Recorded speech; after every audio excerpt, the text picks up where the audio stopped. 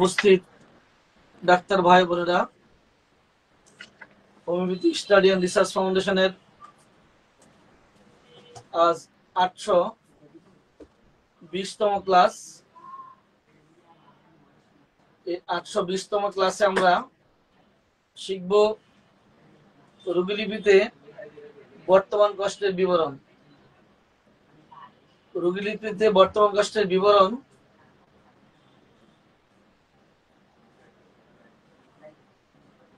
তার মধ্যে আজকে আমরা শিখব জ্বরের রোগীলিপিতে বর্তমান কষ্টের বিবরণ।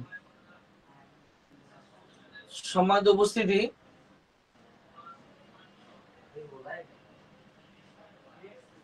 গত 5 বছর পূর্বে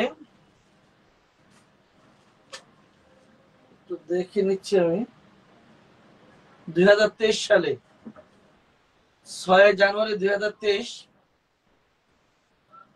জ্বরের কি জানবো সে বিষয়ে একটি বই লেখা আছে আমার, আলহামদুলিল্লাহ। জ্বরে শুধু কি বেলাডোনা, জ্বরে শুধু কি বেলাডোনা, এই বইটা শুরুর দিকে লেখা আছে জ্বরের রোগীর কাছ থেকে কি জানতে হবে। জ্বরের রোগীর কাছ থেকে কি জানতে হবে, জ্বর বিষয়ে বিস্তারিত বর্ণনা বইটা শুরুর দিকে দেওয়া আছে। সেই সাথে দেওয়া আছে এই বইটিতে 214টি ওষুধের জ্বরের ক্ষেত্রে ব্যবহার, 214টি ওষুধের জ্বরে ব্যবহার। সম্মানিত চিকিৎসক ভাই বোনেরা,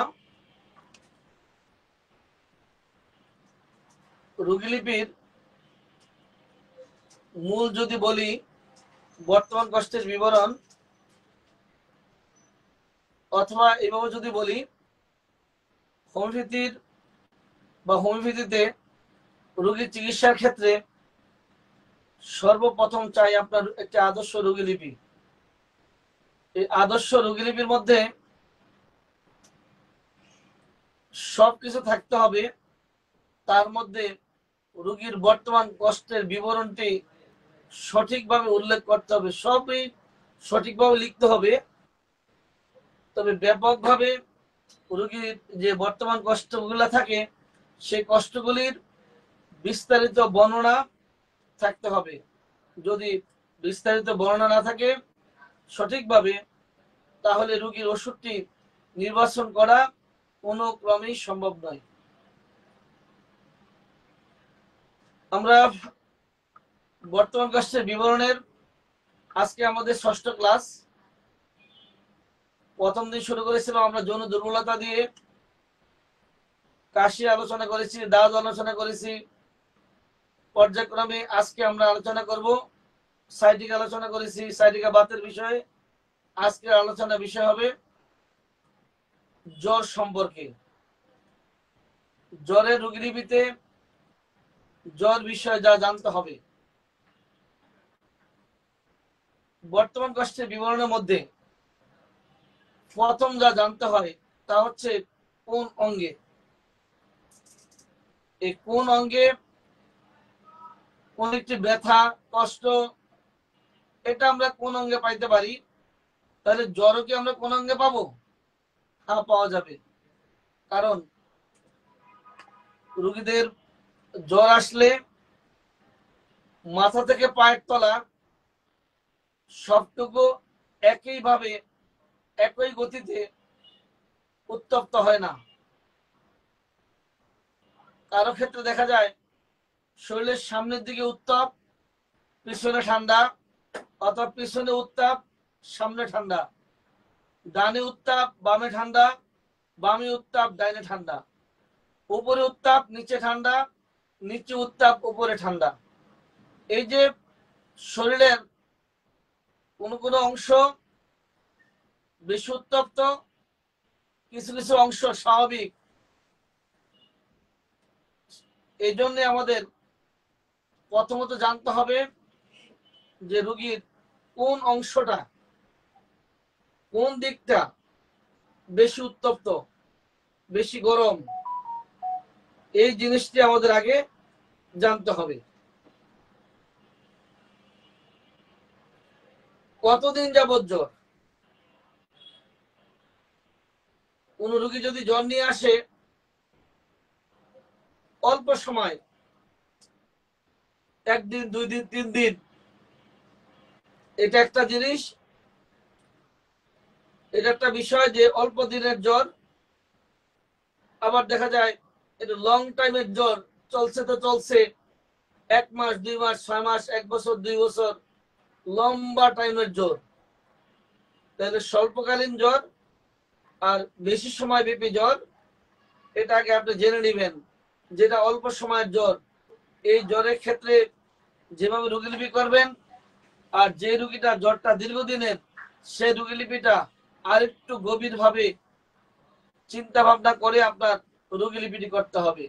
তাহলে 1 নম্বর আমরা পেলাম কোন অঙ্গে, 2 নম্বর কতদিন। এবার জানবো স্থায়িত্বকাল। সমাজ উপস্থিতি,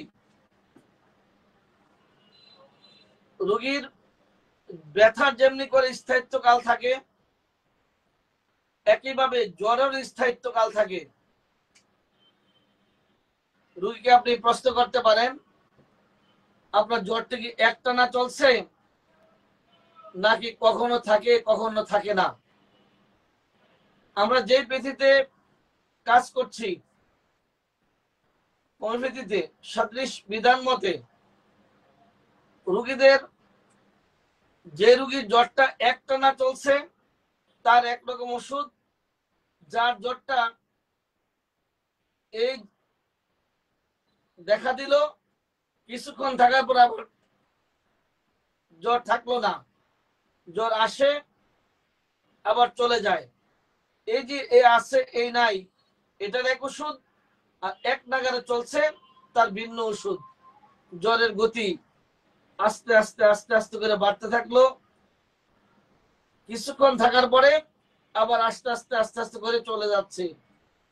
এই যে আসা যাওয়া, স্থায়িত্বকাল, শুরু, মাঝখানে একটু গ্যাপ দিয়ে বা জ্বরটা থাকার পরে আবার চলে যাওয়া, হঠাৎ জ্বর প্রচন্ড বেগে এসে আবার প্রচন্ড বেগে চলে যাওয়া, এই যে হঠাৎ আসলো হঠাৎ জ্বর চলে গেল এক ওষুধ, আসছে তো যাচ্ছে না আরেক ওষুধ, ধীরে আসে ধীরে যায় ভিন্ন ওষুধ। তাহলে আপনি রোগীর কাছে প্রশ্ন করতে পারেন, আপনার যে জ্বরটি, এটা কি এক নাগারে চলছে, না কখনো থাকে কখনো থাকে না? যদি গ্যাপ দিয়ে হয় তাহলে আপনি জানতে পারেন কয় ঘন্টা পর পর দেখা দেয়, কয় ঘন্টা পর আবার চলে যায়, কয় ঘন্টা পর দেখা দেয়, কয় ঘন্টা পর আবার চলে যায়। জ্বরটা কি স্বল্প বিরাম, বিরাম সহ, বিরামহীন, একটু জেনে নেবেন।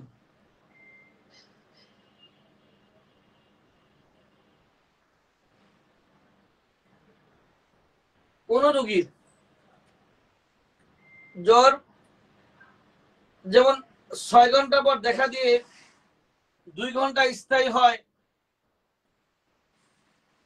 প্রত্যেকবারই 6 ঘন্টা পর পর দেখা দিয়ে 2 ঘন্টা স্থায়ী হয়, অথবা কারো 2 ঘন্টা পর পর জ্বরটা দেখা দিয়ে আধা ঘন্টা 1 ঘন্টা স্থায়ী হয়।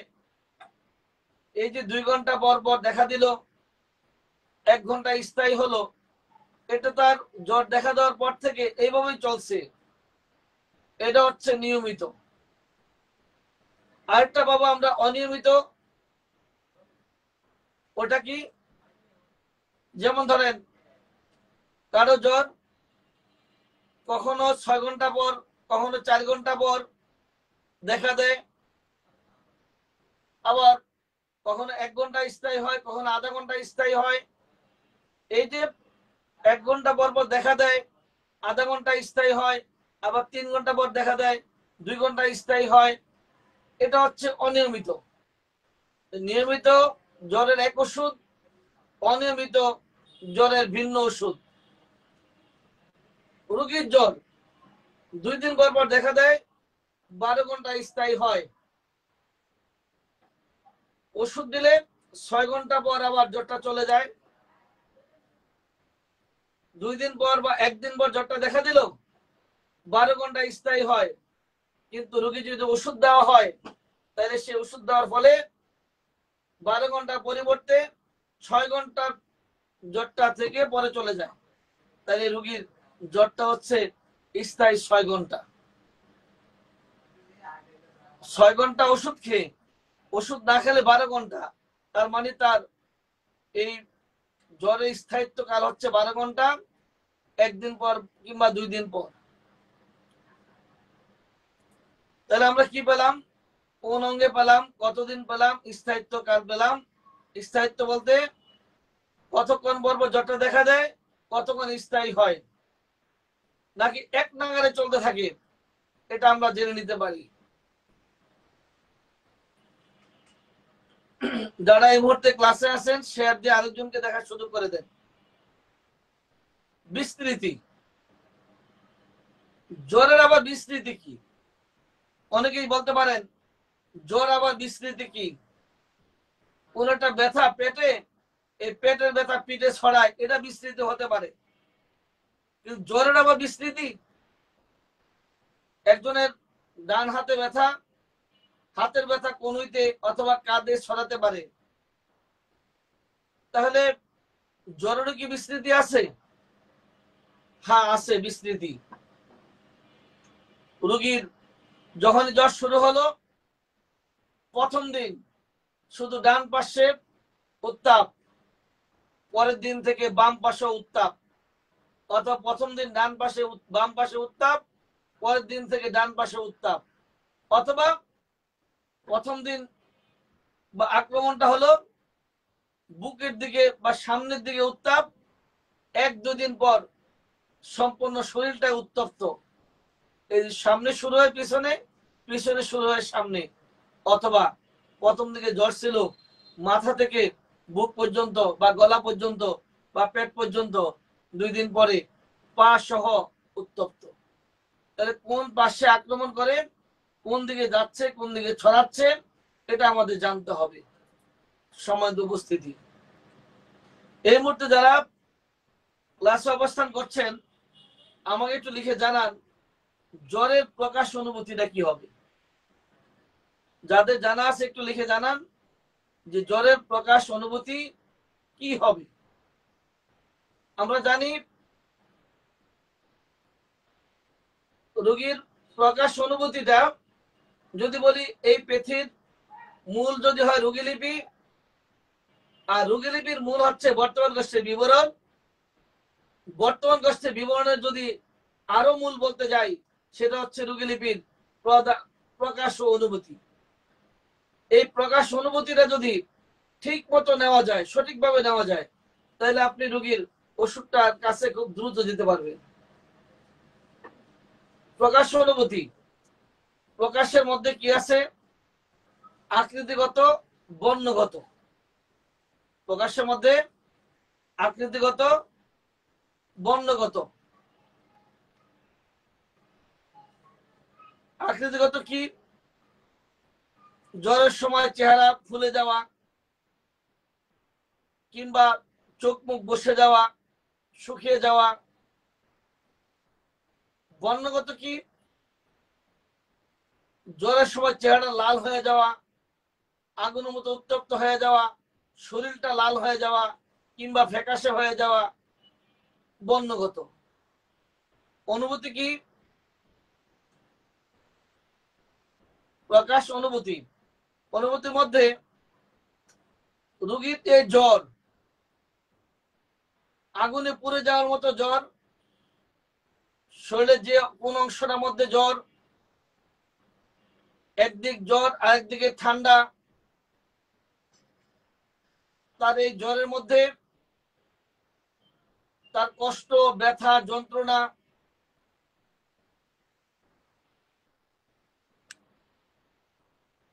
জ্বালা পোড়া, অস্থির হয়ে যাওয়া, উত্তাপ, ফেটে যাওয়া, জ্বালা, টাটানি, চাপন বোধ, সুস্ফোড়ানো, এই যে যন্ত্রণা, এগুলা তার অনুভূতির মধ্যে। অথবা গায়ে হাত দিলে কোথাও ঠান্ডা হয়ে যাচ্ছে, কোথাও শক্ত হয়ে যাচ্ছে, কোথাও নরমালের চেয়ে নরম হয়ে যাচ্ছে, এই দিকগুলি আমরা সেখানে পাবো। জ্বরের প্রকৃতি কি পাবো? সর্দিযুক্ত জ্বর, বিলাপী জ্বর, মুখ দিয়ে রক্ত ওঠা, প্রদাহিক জ্বর।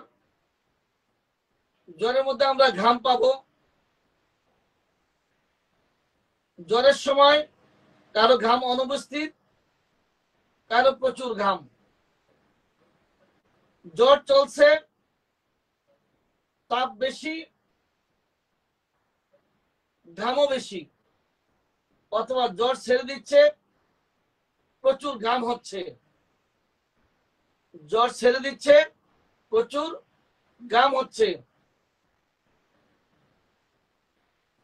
ঠান্ডা ঘাম, গরম ঘাম, জ্বরের তাপমাত্রা বাড়ছে, ঘাম বাড়ছে, তাপমাত্রা কমছে, অথবা ঘাম বাড়ছে কিংবা কমছে, জ্বর ছেড়ে দিচ্ছে, ঘাম হচ্ছে, অথবা কারো ঘাম হয় না।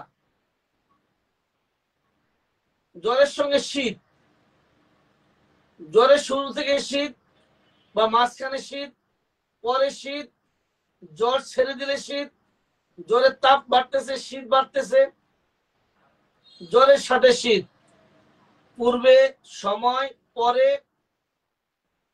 কখন, জেনে নিতে হবে। এবার জানবো জ্বরের কারণ। জ্বরের কারণ কি? যেমন গোসল একটা বিষয়। গোসল, অধিক পানি দিয়ে গোসল, দেরিতে গোসল, ঝড় বৃষ্টিতে ভেজা, বেশি রোদ্রে কাজ করে,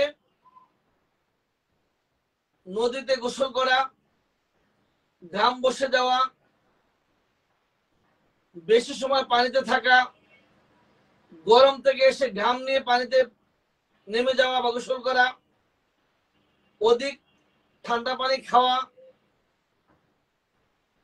অধিক ঠান্ডা পানি খাওয়া, ঠান্ডা খাবার খাওয়া, ভয় থেকে জ্বর আসা, শারীরিক ও মানসিক আঘাত, টিকার কারণে কোন ধরনের প্রদাহ, ফোড়া, স্যাঁতসেঁতে আবহাওয়া, টনসিলাইটিস, প্রস্রাবের প্রদাহ, সিফিলিস কিংবা গনোরিয়া, অতিরিক্ত সঙ্গম, ঝড়ো আবহাওয়া, মেঘলা আবহাওয়া, আর্দ্র আবহাওয়া, শুষ্ক উষ্ণ আবহাওয়ায় জ্বর আসতে পারে।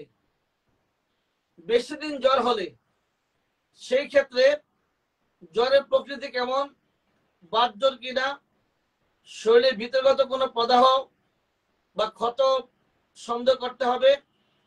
লিভারের সমস্যা, ফুসফুসের সমস্যা, জরায়ুর সমস্যা, পাকস্থলীর সমস্যা, অমাবস্যা, পূর্ণিমা, গরম কিংবা শীতে, পুরাতন জ্বরের ক্ষেত্রে চর্মপীড়া, চাপা পড়া বা বাসস্থান, পেশাগত কাজে পানি নিয়ে কাজ করা, মানসিক চাপ, শোকতাপ, পুরাতন জ্বর, ক্যান্সার, সিফিলিস ইত্যাদির ফলে হতে পারে। ভয় পেয়ে রোগ হতে পারে। আঘাত থেকে, শারীরিক মানসিক থেকে আঘাত থেকে হতে পারে। তাহলে আমরা জ্বর কেন হচ্ছে, কি কি প্রেক্ষাপটে জ্বর হচ্ছে, আমি এতক্ষণ যে কয়টি পয়েন্ট বললাম প্রত্যেকটার আলোকে হোমিওপ্যাথিতে ওষুধ রয়েছে। প্রত্যেকটা লক্ষণে হোমিওপ্যাথিতে জ্বরের ওষুধ রয়েছে।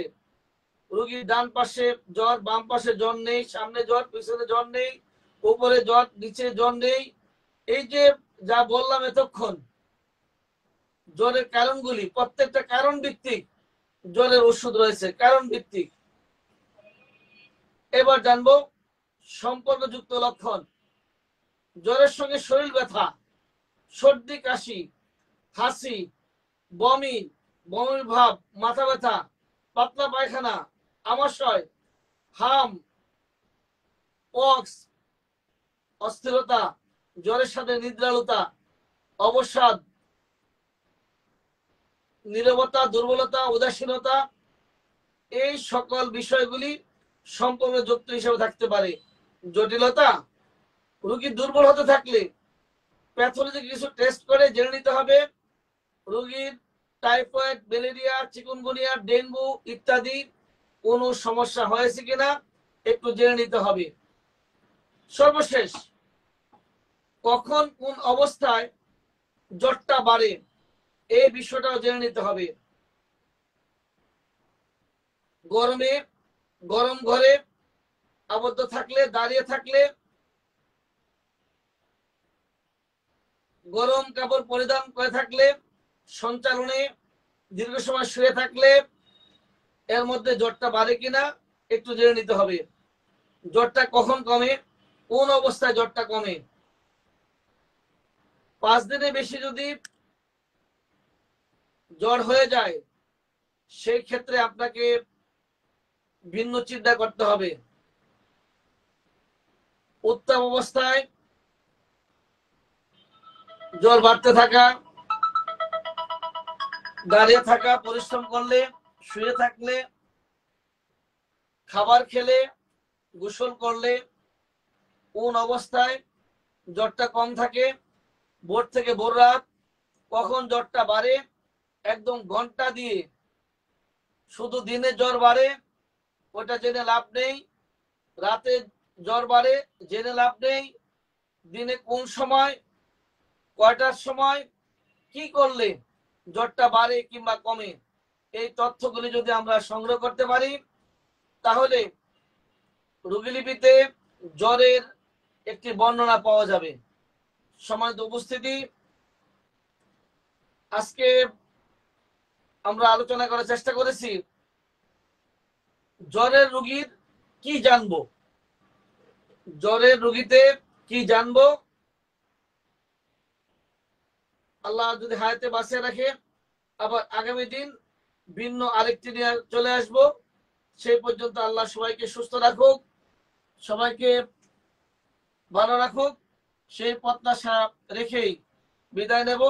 আপনাদের যদি এই জ্বর বিষয়ে কোনো প্রশ্ন করার থাকে, যদি কোনো প্রশ্ন করার থাকে তাহলে আপনারা আমার এই ভিডিওতে প্রশ্ন করবেন, আমি চেষ্টা করব আপনাদের প্রশ্ন জবাব দেওয়ার জন্য। আবার চলে আসবো আগামী দিন আরেকটি বর্তমান কষ্টের বিবরণ নিয়ে। আল্লাহ সবাইকে সুস্থ রাখুক। আসসালামু আলাইকুম ওয়া রাহমাতুল্লাহি ওয়া বারাকাতুহু।